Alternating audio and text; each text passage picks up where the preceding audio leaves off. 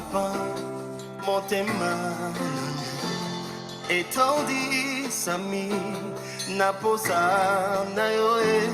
Aba papa, mon limon.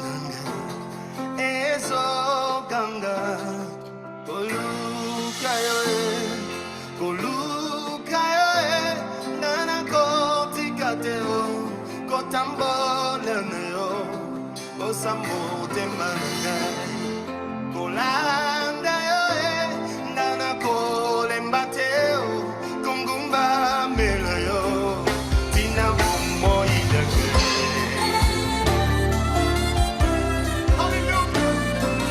Nous voulons rendre grâce au Seigneur qui a permis encore que nous puissions être là pour continuer, bien-aimés, ce que nous avons commencé le mardi passé. Nous sommes en train de parler d'un sujet important, ce que nous devons enseigner à l'Église.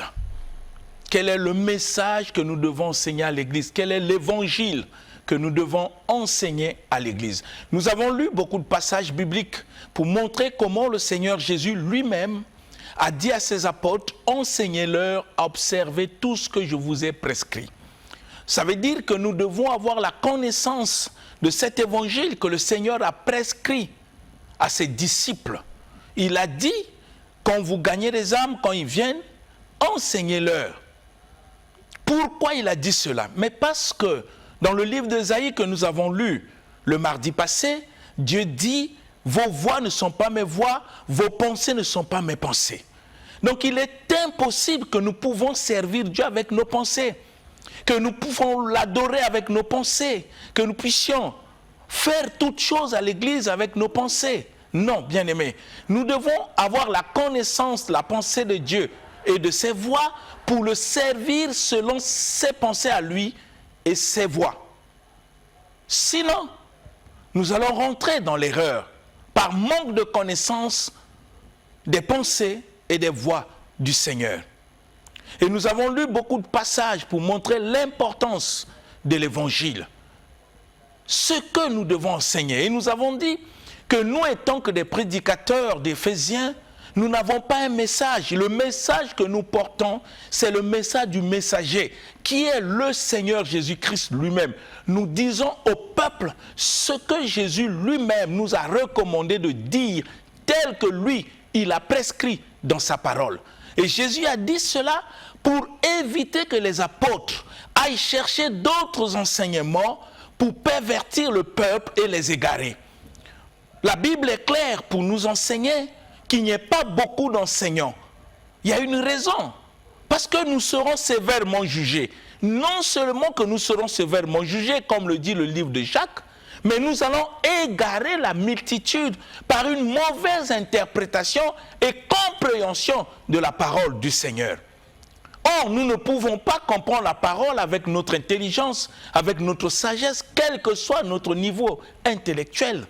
Dieu nous a dotés du Saint-Esprit qui a mandat de nous conduire dans toute la vérité et nous enseigner toutes choses, même à nous rappeler des choses que le Seigneur Jésus a dit dans sa parole. Donc vous comprenez que sans le Saint-Esprit, il n'y a pas l'évangile. Parce que la Bible nous dit dans le livre de Pierre, c'est poussé par le Saint-Esprit que les hommes ont parlé de la part de Dieu.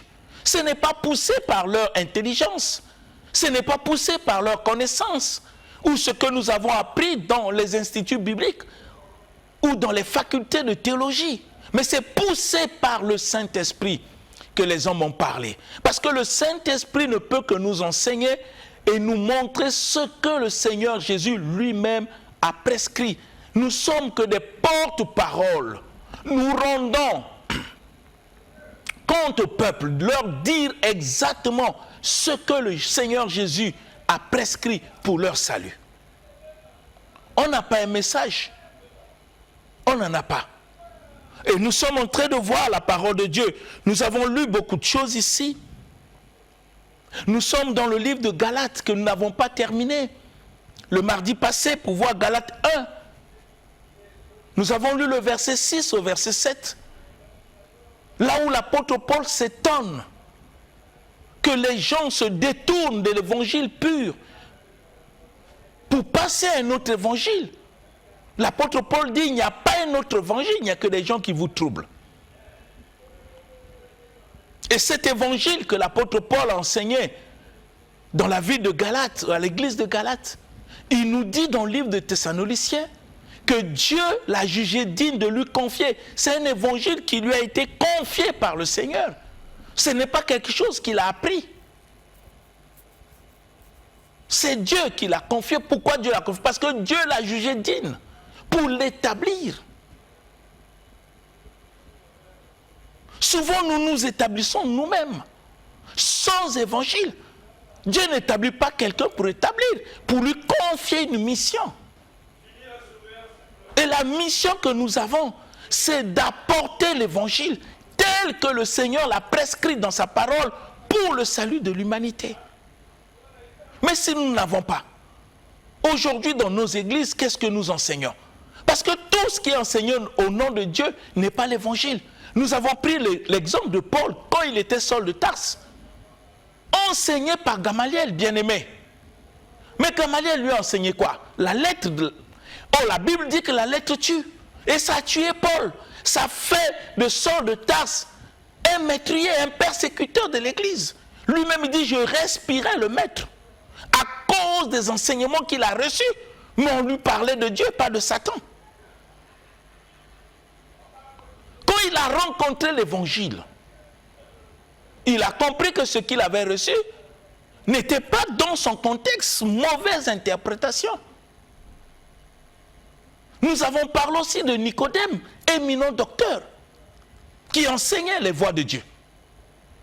Mais quand il a rencontré le Seigneur Jésus, Jésus lui parle de la nouvelle naissance. Il était étonné.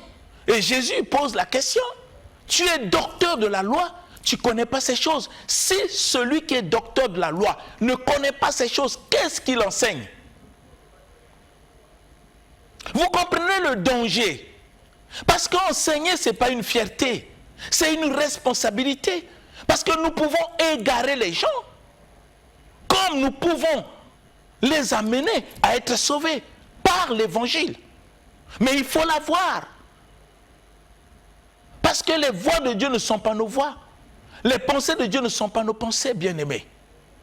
Et nous avons expliqué pourquoi le Seigneur a inspiré la parole. C'est pour 4 raisons. 1, pour que ça soit enseigné. Ce qui doit être enseigné, ce n'est pas la pensée du pasteur, ce n'est pas la pensée de l'apôtre, du prophète, du docteur ou de l'évangéliste. C'est ce que le Seigneur a prescrit, tel qu'il a dit dans le livre de Matthieu à ses disciples. Nous devons enseigner ce que le Seigneur a prescrit. Dieu a inspiré la parole pour être enseignée, pour corriger les erreurs, pour nous convaincre de la vérité, pour que nous sortons des faussetés.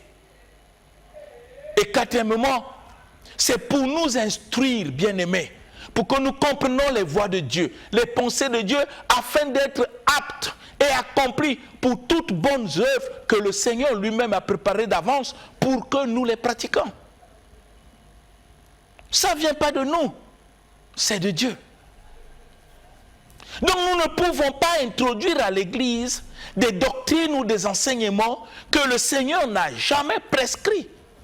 Parce que le salut de ceux qui viennent à l'Église dépend de ce que Jésus lui-même a prescrit, que nous sommes, nous, les porte-paroles pour dire au peuple exactement ce que le Seigneur a prescrit. On n'a pas un message. Aujourd'hui, on a beaucoup de messagers, et tant qu'il n'y a qu'un seul messager, le Seigneur Jésus-Christ. Bien-aimés, vous comprenez avec moi que dans le livre de Galates que nous avons lu, Galates, l'apôtre Paul dit, je m'étonne que vous vous détourniez si promptement de celui qui vous a appelé pour passer un autre évangile. Il dit, il n'y a pas un autre évangile. Il n'y a que des gens qui vous troublent pour renverser l'évangile de Christ. Mais quand nous lisons le verset 9, le verset 8, quand nous le lisons, qu'est-ce qu'il dit dans le verset 8? Il met l'accent qu'on ne peut pas changer ce que le Seigneur a prescrit. Lisons le verset 8 de Galates, chapitre 1. Que dit la parole à propos? Galates chapitre 1 au verset 8. Dans la version Louis II, nous lisons notre Seigneur Jésus-Christ. Amen. Mais quand un ange du ciel annoncerait un autre évangile que celui que nous vous avons prêché, qu'il soit anathème. C'est-à-dire maudit. Amen. Donc même un ange du ciel ne peut pas renverser ce que Jésus a prescrit, que nous appelons aujourd'hui l'évangile, bonne nouvelle. Il dit si nous-mêmes nous venons à contredire cette vérité de l'évangile, qu'on soit maudit. Mais malheureusement, bien-aimés, vous ne pouvez pas imaginer des messages qui sont prêchés aujourd'hui au nom de Dieu, qui n'ont rien à voir avec l'évangile, bien-aimés. Rien à voir. Nous allons voir cet évangile. Rien à voir avec l'évangile. Et la parole nous enseigne encore en tenant compte de ces choses dans le livre de 1 Timothée, chapitre 6, que nous allons lire encore, que vous comprenez avec moi, parce que c'est très important de revenir sur ces passages, parce que c'est la vie, c'est le salut de l'humanité. C'est ce que le Seigneur a prescrit pour son Église. Nous devons faire attention quand nous nous mettons debout pour enseigner. Il faut se rassurer que ce qu'on est en train d'enseigner n'est pas une philosophie, n'est pas une farce, ou une démonstration que nous avons la connaissance sans tenir compte de l'évangile que le Seigneur lui-même a prescrit pour que nous puissions l'enseigner. Lisons le livre de 1 Timothée. Vous allez voir le souci qu'avaient des apôtres. C'est l'évangile qui constitue même l'ensemble de la doctrine de Christ. L'évangile. Lisons le livre de 1 Timothée chapitre 6, le verset 3 jusqu'au verset 5. 1 Timothée chapitre 6, du verset 3 au verset 5, nous lisons notre Seigneur Jésus-Christ. Amen. Verset 3. Si quelqu'un enseigne de fausses doctrines et ne s'attache pas aux saines paroles de notre Seigneur Jésus-Christ et à la doctrine qui est selon la piété, il est enflé d'orgueil. Il ne sait rien et il a la maladie des questions oiseuses et des disputes de mots. D'où naissent l'envie, les querelles, les calomnies, les mauvais soupçons, les vaines discussions d'hommes corrompus d'entendement, privés de la vérité et croyant que la piété est une source de gain. Amen. Bien-aimés, nous comprenons. Que dit la parole de Dieu? La parole de Dieu nous dit quoi? Si quelqu'un enseigne des fausses doctrines et n'est pas d'accord avec la parole de notre Seigneur Jésus et la doctrine selon la piété, il ne sait rien. Il a la maladie des questions oisieuses, des disputes de mots entre des personnes corrompues, privées de la vérité. Voyez les qualificatifs. Mais si nous le lisons dans le livre de Semeur, vous allez voir la clairvoyance du semeur. Il dit, si quelqu'un enseigne autre chose et s'écarte des paroles de vérité de notre Seigneur Jésus-Christ et de l'enseignement conforme à la foi, c'est un homme enflé d'orgueil, un ignorant qui a une passion maladive pour les spéculations et les controverses sur les mots. Qu'est-ce qui en résulte? Des jalousies, des disputes, des dénigrements réciproques, des soupçons malveillants et des discussions interminables entre gens à l'esprit faussé. Ils ne connaissent plus la vérité et considèrent la foi en Dieu comme un moyen de s'enrichir. Voilà ce que dit Semeur. Paul met l'accent qu'il n'est pas possible d'enseigner autre chose Il n'est pas possible de s'écarter de ce que le Seigneur a prescrit, parce que le salut en dépend, bien-aimés. Le salut en dépend. Nous ne pouvons pas s'amuser avec le salut des gens. Non, bien-aimés, on ne peut pas.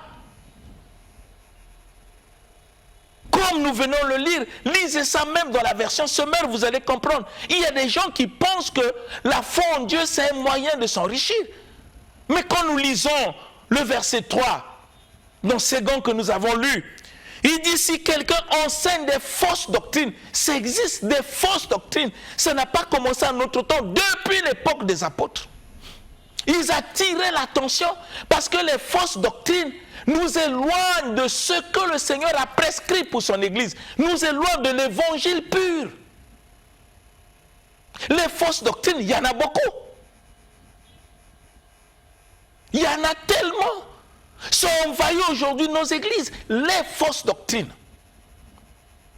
Je vous ai dit dès le début, nous devons faire attention dans ce que nous enseignons.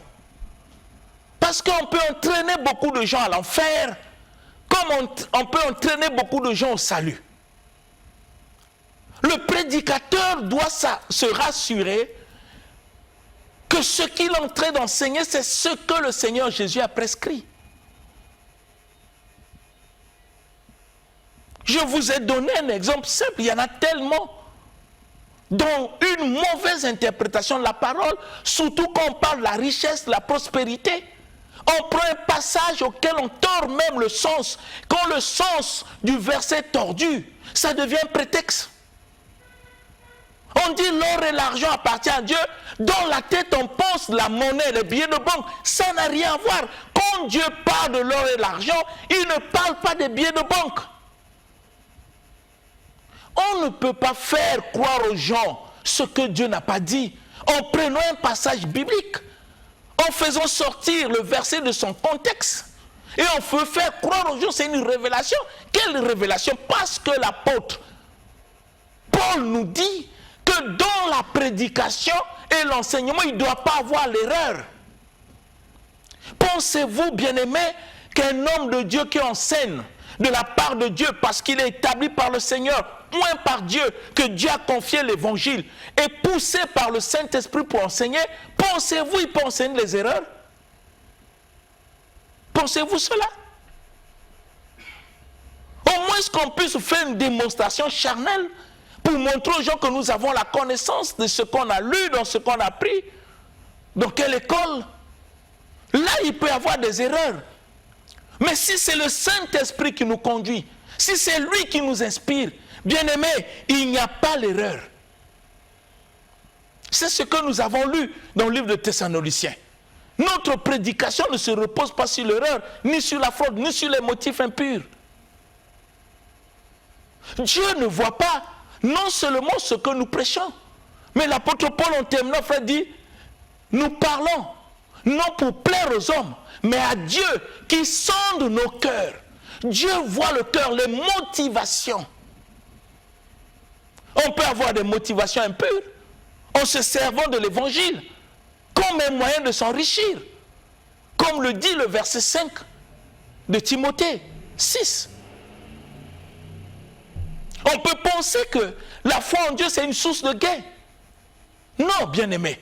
Si déjà dans notre cœur nous avons de telles pensées, nous avons déjà des motifs impurs.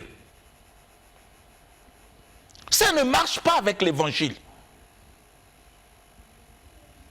Ça ne marche pas avec l'évangile. C'est ainsi que le Seigneur dit, mon peuple périt parce qu'il lui manque la connaissance. Est-ce qu'avons-nous la connaissance des voies de Dieu, de ses pensées auxquelles nous devons transmettre au peuple pour leur salut? La prédication n'est pas un jeu intellectuel ou parce que tu as appris, tu as des doctorats. Non! La prédication de l'évangile, c'est le salut de l'humanité. Comme l'apôtre le dit dans le livre de Corinthiens, je n'ai pas honte de l'évangile. Ça cache la puissance de Dieu pour le salut de quiconque croit. Mais il faut prêcher l'évangile. Pas de philosophie, pas pas des révélations qui n'ont rien à voir avec ce que le Seigneur a prescrit. Ce qu'on doit enseigner à l'église, ça a été déjà prescrit par Dieu. N'inventons pas des messages, ne créons pas des messages que le Seigneur n'a pas donnés pour son église. Sinon, nous allons amener beaucoup de gens à l'égarement. Bien-aimés, restons dans l'évangile, dans la parole, la vérité, comme le dit la parole. Quiconque enseigne des fausses doctrines et ne s'attache pas à des saintes paroles de notre Seigneur Jésus-Christ et à la doctrine selon la piété. Quiconque. Oui, je vais encore vous dire quelque chose d'une mauvaise interprétation de la parole de Dieu. Quand le Seigneur Jésus a donné l'autorité et les clés à l'apôtre Pierre, en lui disant, ce que tu lieras sur la terre sera lié au ciel, ce que tu délieras sur la terre sera délié. C'est des versions bibliques. Dans français courant on dit, ce que tu permettras sur la terre sera permis au ciel, ce que tu ne vas pas permettre, ça va pas être. Ça n'a rien à voir avec le démon ou Satan. Mais aujourd'hui, nous avons des personnes, en interprétant mal la parole, ils pensent qu'on peut lier Satan, on peut lier le diable. C'est ainsi que vous avez dans nos églises des lieurs de démons et de diables. Des gens parfois qui ne réfléchissent pas. Dieu nous a donné le cerveau, même sans le Saint-Esprit, à réfléchir. Est-ce que dans la Bible, le Seigneur nous demande de lier le diable? Est-ce que c'est ce qu'il a prescrit? Est-ce que Dieu nous demande de lier les démons? Prenons un exemple. Vous venez dans une église. Celui qui dirige vous dit, nous allons maintenant lier le diable et les démons. Et les gens se mettent à prier, ils lient le diable et les démons, d'autres même le brûlent. Par un feu qui sort d'où, ils savent eux-mêmes d'où vient le feu. Ils brûlent le diable, ils brûlent le démon, ils les lient. Demain matin, vous revenez, le même dirigeant vous dit, nous allons encore lier le diable et les démons. Personne n'a le pour poser la question, mais pasteur ou apôtre, je ne sais pas, hier tu nous as demandé de lier le diable et les démons, j'étais très sérieux, je l'ai lié, je l'ai brûlé, mais le diable qu'on va lier aujourd'hui vient d'où? On ne se pose pas la question. C'est ça une mauvaise interprétation. Il y a une confusion. On ne peut pas s'exercer tout en lié comme si cela c'est ce que Jésus a prescrit. Non, vous ne verrez jamais dans la Bible les apôtres lier le diable et les démons.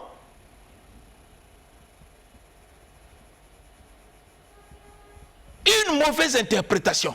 Quand le Seigneur lui-même parle du diable ou des démons, il ne dit pas de lier, il dit « En mon nom, vous chasserez ». Il y a une différence de chasser et de lier. Parce que si on lie même les démons de pauvreté. Cela sous-entend qu'il n'y aura plus la pauvreté, mais les mêmes personnes qui lient les démons de pauvreté sont pauvres. Ça n'a pas de sens.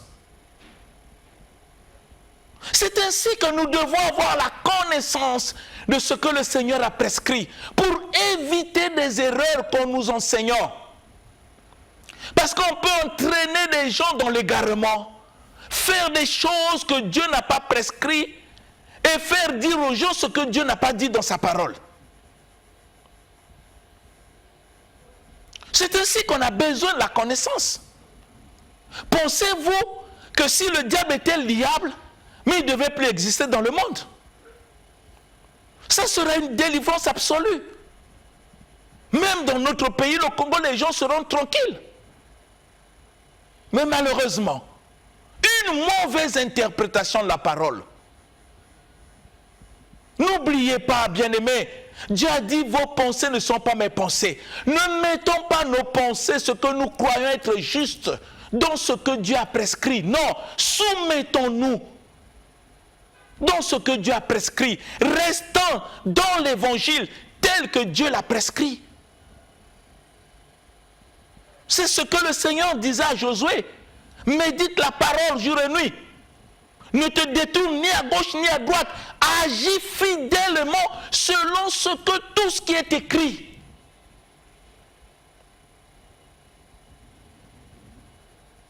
Comme mon serviteur Moïse vous a prescrit. Voyez, Dieu veille sur sa parole. Mais malheureusement, qu'est-ce qui se passe dans nos églises? Qu'est-ce qui est enseigné dans nos églises? Quel message nous transmettons dans nos églises? Est-ce que nous nous rassurons que ce que nous enseignons, c'est ce que Jésus a prescrit? Et pourtant la Bible est là. Pourquoi on ne lit pas? Pourquoi on ne le comprend pas? Si intellectuellement on n'arrive pas à comprendre, le Saint-Esprit est là pour nous conduire dans toute la vérité. Faisons confiance au Saint-Esprit, parce que Jésus a dit, il est avantageux que je m'en aille pour que le Saint-Esprit arrive. Quand il arrivera, il vous conduira dans toute la vérité. Et il vous enseignera toutes choses. C'est ainsi que Paul dit dans le livre de Timothée, si on enseigne des fausses doctrines, c'est qu'on est enflé d'orgueil. On ne sait rien. On a un esprit faussé. Ce n'est pas dit de moi, c'est ce qui est écrit. C'est pour éviter que nous tombons dans ces erreurs-là. Nous pouvons aller plus loin, bien-aimés. Lisons 2 Jean, verset 9. 2 Jean, verset 9. Vous allez comprendre avec moi. 2 Jean, 9 à 11. Nous pouvons aller jusqu'à 11 pour que nous comprenions l'importance de ce qui doit être enseigné dans l'Église, pour ne pas vivre dans les mélanges. 2 Jean 9. Que dit la parole? 2 Jean 9 à 11, nous lisons notre Seigneur Jésus-Christ. Amen. Quiconque va plus loin et ne demeure pas dans la doctrine de Christ n'a point Dieu. Celui qui demeure dans cette doctrine a le Père et le Fils. Si quelqu'un vient à vous et n'apporte pas cette doctrine, ne le recevez pas dans votre maison et ne lui dites pas salut. Car celui qui lui dit salut participe à ses mauvaises œuvres. Amen. Amen. Bien-aimés, est-ce que nous comprenons ce que le Seigneur nous enseigne? Afin que nous veillions sur ce que nous enseignons pour comprendre si c'est ça exactement la parole du Seigneur. Si c'est ça l'évangile pur, la vraie doctrine que le Seigneur a laissée. On peut définir d'une manière simple la doctrine de Christ. Peut-être les gens, le mot doctrine, ils pensent que c'est un mot trop savant. Mais on peut le simplifier, le définir. Qu'est-ce que la doctrine de Christ? C'est l'ensemble de ses enseignements, de sa vie. Voilà ce qui est simple. L'ensemble des enseignements de Jésus, de sa vie, ça constitue sa doctrine. Et c'est ce que nous appelons la bonne nouvelle. C'est ça la doctrine. Ce que lui veut que les hommes puissent pratiquer, faire, obéir, observer. Et la parole de Dieu nous dit, comme on venait de lire, que quiconque va plus loin et ne demeure pas dans la doctrine de Christ, écoutez bien, n'a point Dieu. Oui, on peut s'inventer pour dire que nous avons Dieu. Mais qu'est-ce qui nous rassure que nous avons Dieu si nous ne sommes pas dans sa doctrine? C'est ce que dit la parole. Si nous ne sommes pas dans sa doctrine, qu'est-ce qui nous convainc que nous avons Dieu? Parce que la parole me dit, quiconque va plus loin et ne demeure pas dans la doctrine de Christ n'a point Dieu. Ça veut dire que toutes les religions dont la doctrine de Christ n'est pas fondement, c'est que ces gens n'ont pas le Dieu créateur. Parce que le mot Dieu n'est pas le nom de quelqu'un. Il prie un autre Dieu, mais pas celui qui a créé le ciel et la terre. Vous comprenez l'importance? Il n'a point Dieu. Mais celui qui demeure dans cette doctrine a le Père et le Fils. Mais pour demeurer dans la doctrine, il faut avoir la connaissance de cette doctrine. Parce que c'est dans cette doctrine qui est cachée les pensées et les voies de Dieu. Ce que l'homme doit comprendre pour servir le Seigneur est dans la doctrine du Seigneur. Ça doit être enseigné pour que je sache comment l'adorer. Ça doit être enseigné pour que je sache comment le louer. Je ne dois pas l'adorer parce que je le veux. Il faut que l'adoration soit fondée sur la base de sa parole pour que ça soit vrai. Et le Seigneur continue ici. Si quelqu'un vient à vous et ne vous apporte pas cette doctrine, ne le recevez pas dans votre maison et ne lui dites pas salut, car celui qui lui dit salut participe à ses mauvaises œuvres. Si quelqu'un vient à vous, ne vous apporte pas cet évangile. La Bible dit ne le recevez pas. Le mot recevoir n'est pas seulement le fait de le chasser.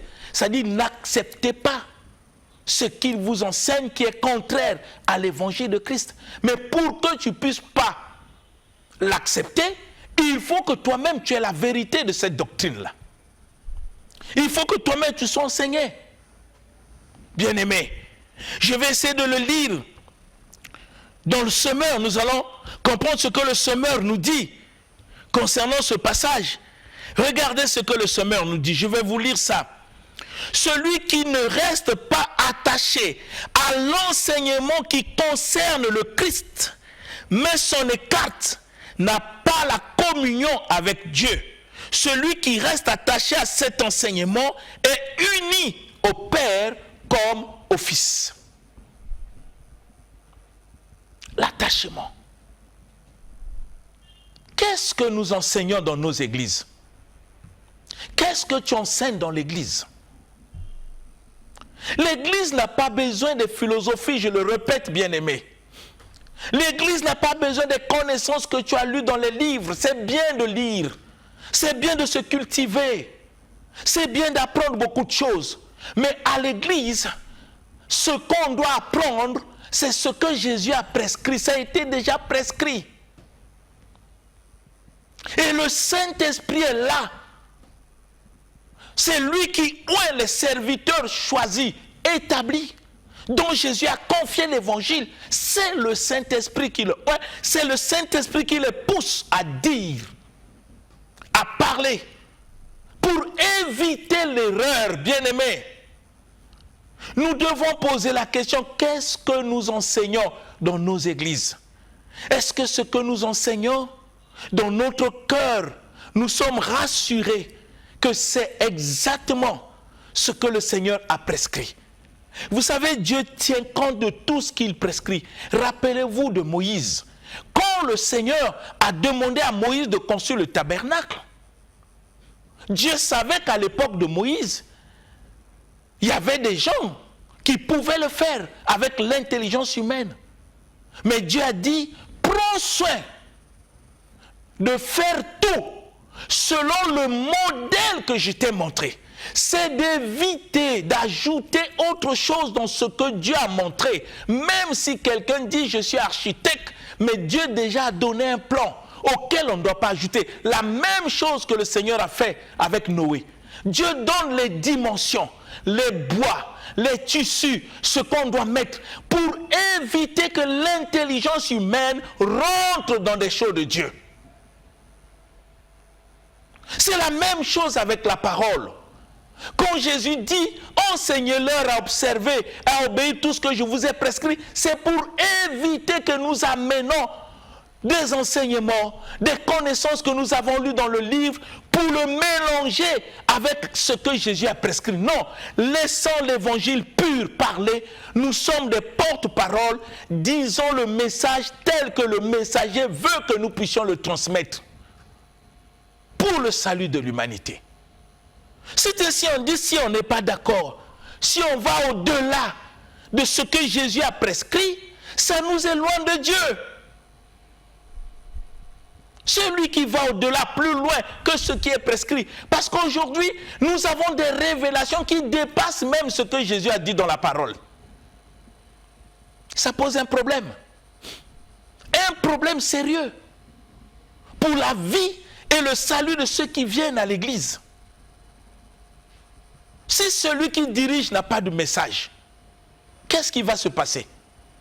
Est-ce que nous avons compris pourquoi Dieu a établi les Éphésiens? Ce n'est pas que les Éphésiens amènent leur connaissance, non. C'est enseigner ce qu'il a prescrit pour une raison.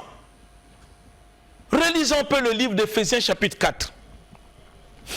Relisons ce livre d'Éphésiens chapitre 4, bien-aimés. Nous allons lire le verset 11 jusqu'au verset 14. Éphésiens chapitre 4, du verset 11 au verset 14, nous lisons notre Seigneur Jésus-Christ. Amen. Et il a donné les uns comme apôtres, les autres comme prophètes, les autres comme évangélistes, les autres comme pasteurs et docteurs, pour le perfectionnement des saints, en vue de l'œuvre du ministère et de l'édification du corps de Christ, jusqu'à ce que nous soyons tous parvenus à l'unité de la foi et de la connaissance du Fils de Dieu, à l'état d'homme fait, à la mesure de la stature parfaite de Christ, afin que nous ne soyons plus des enfants flottants et emportés à tout vent de doctrine par la tromperie des hommes, par leur ruse dans les moyens de séduction. Amen. Amen. C'est très profond, bien-aimés. Vous comprenez? C'est ce que 2 Jean nous dit quand je vous ai lu la version Semeur. Je vais terminer par là pour descendre dans Éphésiens, vous allez comprendre. Si quelqu'un, celui qui ne reste pas attaché à l'enseignement qui concerne le Christ, mais s'en écarte, n'a pas la communion avec Dieu. Celui qui reste attaché à cet enseignement est uni au Père et au Fils.